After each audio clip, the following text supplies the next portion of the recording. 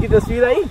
हाँ, वैसे तो ये कंटेंट बहुत पहले ही अपलोड किया जा चुका है, मगर सोचा इसका रीमेक बनाया जाए और अपनी कीमती नाजरीन को पेश किया जाए।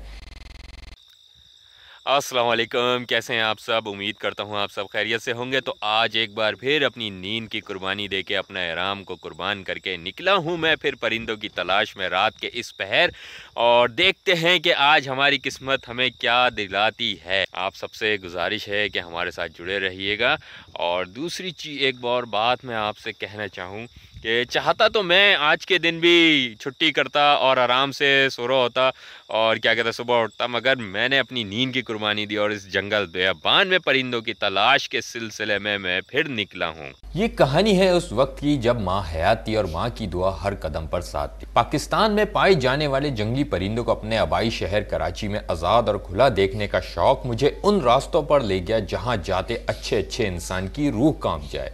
ये अनोखा शौक, जिसे बर्ड वॉचिंग या बर्डिंग कहा जाता है, शहर कराची की 3 करोड़ की आबादी में ऊंट के मुंह में जीरे के मज़दाक सिर्फ चंद अफराद ही बर्ड वॉचिंग के शौक से वाबस्ता और चंद अफराद ही इस शौक को समझते हैं। मुझे ये शौक करते 5वां साल था और ये बात अच्छे से समझ आ चुकी थी कि अगर परिंदों के नज़ारों से सही मायनों में लुफ्त अंदोज होना है तो सुबह सादिक के वक्त हमें यानी अराउंड अस ज़ुहैब को बमर टीम नबील अब्बासी, मूबी, खुर्रम मसूद, डॉक्टर सऊद, कलंदर बुरफत, इसाक कमाल के साथ जंगल, पहाड़, झील किनारे पहुंच जाना है। आज का ये यादगार तरीन सफर सिर्फ और सिर्फ इसलिए किया जा रहा था कि हम बस किसी तरह मोहब्बत का सितारा कूंज को जमीन पर बैठा देख सकें, क्योंकि सन 2016 से मैंने हमेशा कूंज को आसमान पर ही उड़ते देखा था। आज तक ऐसा मौका नहीं आया था कि कूंज को किसी जगह ज़मीन पर बैठा देख सकूं, और ये ख्वाहिश हर साल कूंज के हिजरत के मौसम में शिद्दत इख्तियार करती जा रही थी। हत्ता कि कूंज को मैं अपने घर से भी देख चुका था, जो मेरे लिए एक यादगार तरीन तजुर्बा रहा, और अपनी नस्ल से बेहतर को भी घर के सहन से कूंज का नज़ारा कराना किसी अनमोल तोहफे से कम ना था। आए अब कहानी सुनते हैं। 11 अक्टूबर सन 2020 की शब दफ्तर से 12:30 पर रात गए। वापसी के बाद खाना खाकर मैंने अपने सफ़र का बैग तैयार किया, कैमरे की बैटरी और मेमोरी कार्ड चेक किया और रात के 2:30 पर घर से निकलकर नबील अब्बासी भाई के घर पहुंचा।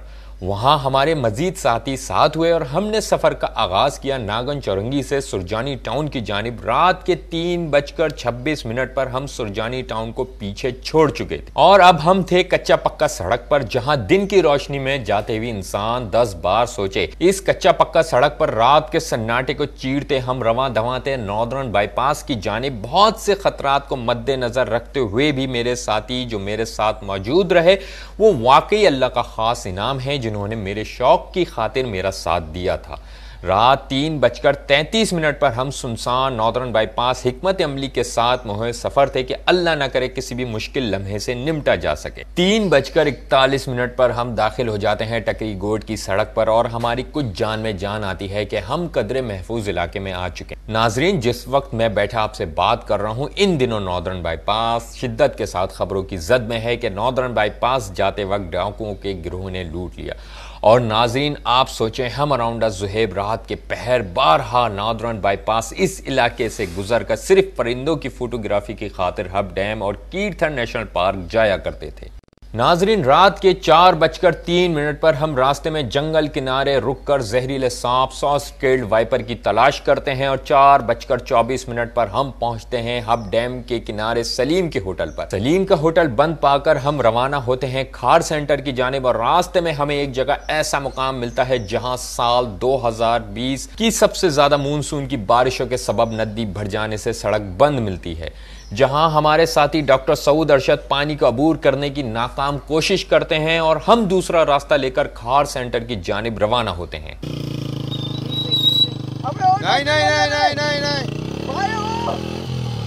और हमारी बाइक फंसते फंसते रह गई है इस नदी में।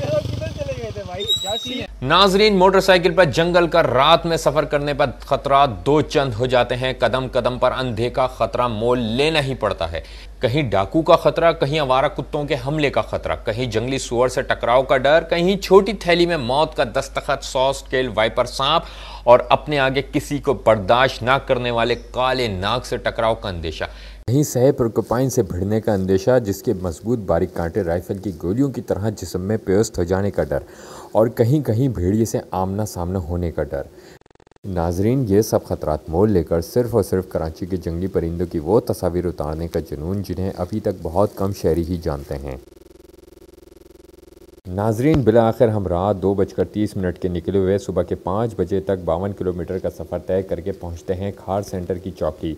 और ये मेरी ज़िंदगी का सबसे यादगार तरीन सफ़र था, जब मेरे दिल की सालों पुरानी ख्वाहिश पूरी होने जा रही थी। मैं अंधेरे मुंह कीर्थर नशर पार के खार सेंटर पहुंच चुका था। मेरी शिद्दत से ख्वाहिश थी कि मैं किसी रात के अंधेरे में खार सेंटर पहुंच सकूं।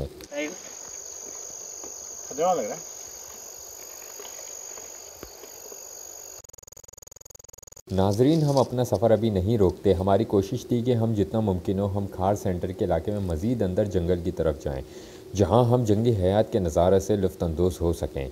और इस तरह हम मज़ीद 4 किलोमीटर का सफ़र तय करके एक ऐसे मुकाम पर पहुंचते हैं जहां नमाज फ़जर का वक्त हुआ चाहता है। नमाज फ़जर का वक्त हुआ चाहता है और इस वक्त हम लोग रोड पे नमाज फ़जर अदा करने की तैयारी कर रहे हैं जी। अब यहाँ से अगर हम हाजी इमाम बख्श गोट की जानिब जामे मस्जिद की तरफ जाते हैं तो नमाज फ़जर कज़ा हो जाने का डर, इसीलिए हमने सड़क पर ही सफ़ बंदी की और नमाज फ़जर अदा की।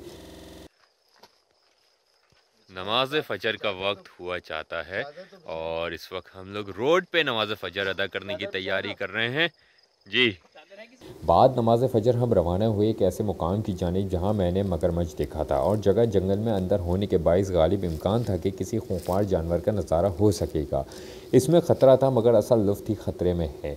जंगल से होते हुए हम हब डैम के किनारे पहुँचे और ये किनारा हब डैम से कोई 18 किलोमीटर दूर है। इसी के साथ इख्तिताम होता है इस किस्त का। अगली किस्त का इंतज़ार कीजिएगा। बेक अक्टूबर जारी है।